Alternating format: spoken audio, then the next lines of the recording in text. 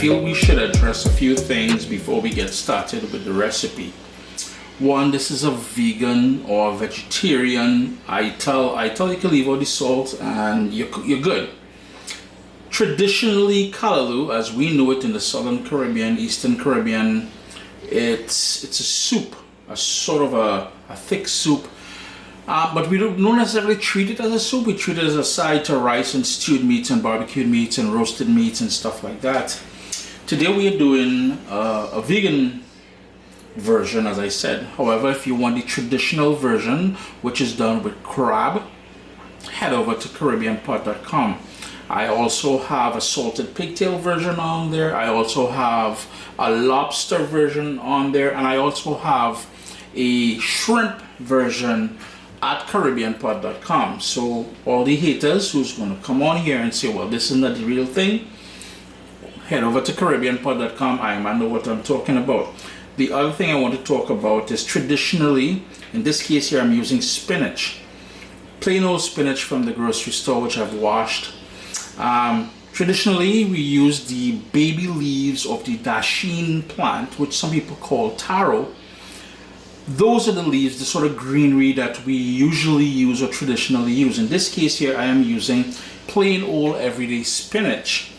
But if you've seen some of my older recipes, I much prefer using baby spinach. That said, in this recipe, which I've tested a few times, that deeper, rich flavor you get from the regular curly, sort of fully mature spinach leaves. I'm going to give that a rough chop, but I just wanted to mention that if all you have is the baby spinach, rock the baby spinach. But if you want a deeper, richer, it's a sort of like, I call it a green flavor. You get it from that just the ordinary spinach, onion, vegetable stock powder, salt, sweet potato, and I like using the red skin sweet potato. That is the one I grew up enjoying in the Caribbean, and we also have the purple skin and the purple flesh one, but this is the best for me testing. Pumpkin, garlic, half of a Scotch bonnet pepper, yeah, some Caribbean green seasoning, and black pepper. Of course, we need okra to pull everything together. And I want you all to get, if you're in the grocery store, get this one here, not the Indian okra. I find that one don't give you, and this is all about slimy as well, so be mindful of that. It doesn't give you that nice flavor of a good okra, and plus it's not as slimy as the one with the ridges, the sort of deeper ridges. Slice off the top, slice off the bottom, and cut it up into about 1 centimeter wheels. Wash it before though. That is well, you'll need some water. Now I am using vegetable stock powder, but if you wanted to leave that out and use vegetable stock, the liquid, you can certainly do that. If you have pimento peppers, man, I'm jealous what I would say, but I don't have any right now. Springtime, so soon I'll be planting in the garden and but I'll need water, yeah? And keep in mind one more thing, and I know this video is becoming longer than I want it to be. With the vegetable stock powder or the vegetable stock that you use, it will have a sodium element to it, so be mindful. Add a little bit of salt to start. Later on you can always adjust it. Pull out your soup pot, and we have a tablespoon of olive oil in there. And this may seem a little bit different, but the whole idea here is to soften up the onion and garlic and everything else. If you have the pimento pepper and you're going to be adding the pimento pepper, add it here. It just makes sense. You know, typically or traditionally, everything would just be boiled, but I find, and if you go back to my older recipes, you'll see I always start like this because it makes more sense to pull out the flavors from the onion and garlic and everything else by that little bit of olive oil that's in there. We're going to follow that up with the garlic, and I have quite a bit of garlic, and all I did with the garlic is smash it. You know, this is going to take about an hour and a half or so, an hour and 3/4 to come to the sort of consistency and texture that I want. So all of this is going to break down, and it is going to just be delightful. But what I'm going to do at this point is turn my heat down to low. What I'd also like to add at this point is the black pepper. If you have that pimento pepper, toss it in there at this point as well. It's been about 3 minutes, so at this point what I'm going to do is go in with the Caribbean green seasoning.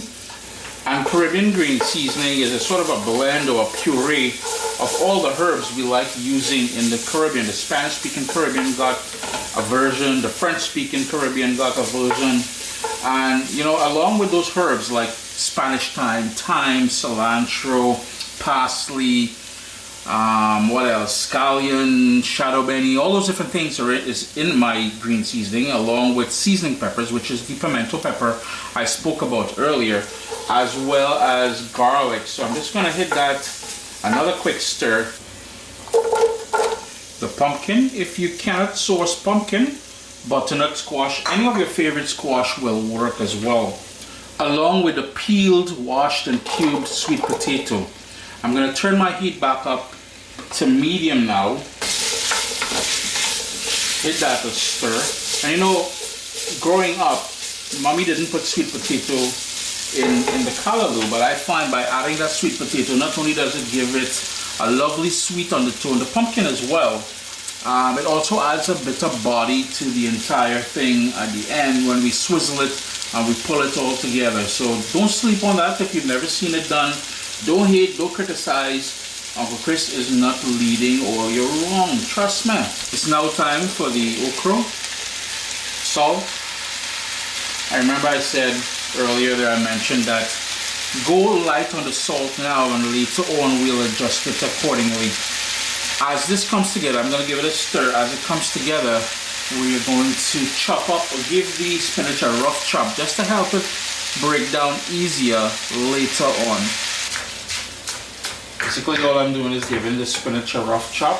It's been washed and everything else, and then it's all going to go. It may look like a lot at first, but as it cooks it will wilt down, and everything will come together. So don't fret too much if you find that your pot is overflowing. Put in half, let it cook down, give it a stir, and then you can add more. I humbly ask for your forgiveness. And when we were listing the ingredients, a key component to a good callaloo I completely forgot: coconut milk. You need that coconut milk to pull everything together, and that will bring that richness, that nice sweetness, that pure island vibes to things. And for that island vibe, we've got that Caribbean sunshine, half of it. That is going to add a nice little heat element to things.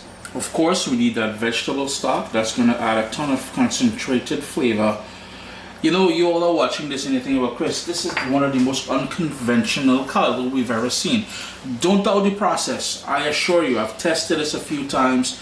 You know, I've been trying to cut back on the amount of carbs and everything that I eat. I am a huge fan of rice, ground provision, flour, roti. I love roti, and I'm trying to cut back. So what I do, I make stuff like this, and I double up on my portion size with this, and I cut back on my heavy, dense carbs.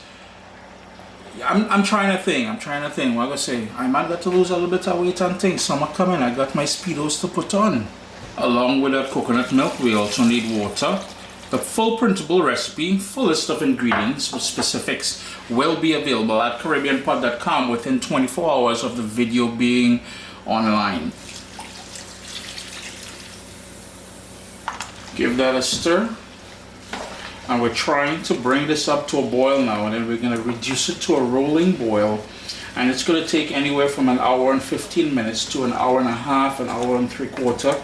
We will, you know, along the way we will sort of gauge things, and I will update you all accordingly. I don't usually put the lid on here, so you don't have to, but a little bit of patience now, and I'm telling you, one of the most iconic little Caribbean dishes, vegan version, you're gonna be blessing your taste buds with, and your family and friends too. They deserve this in their life.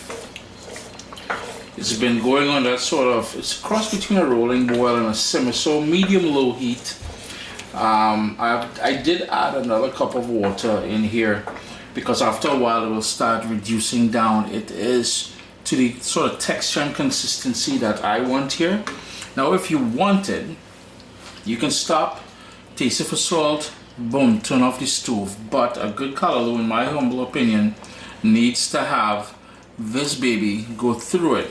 Now, if you don't have one of these, this is called a swizzle stick. If you don't have one of those and you're using an immersion blender, one of the electric ones, may I suggest that you don't allow it to go continuous. You pulse, because what's going to happen then, you're going to create a lot of, you're going to add a lot of air in there. That air turns out to be froth, and the texture of the Callaloo will totally change. You need to have just a slight body to it as well, and this is why we added that sweet potato and the pumpkin to it.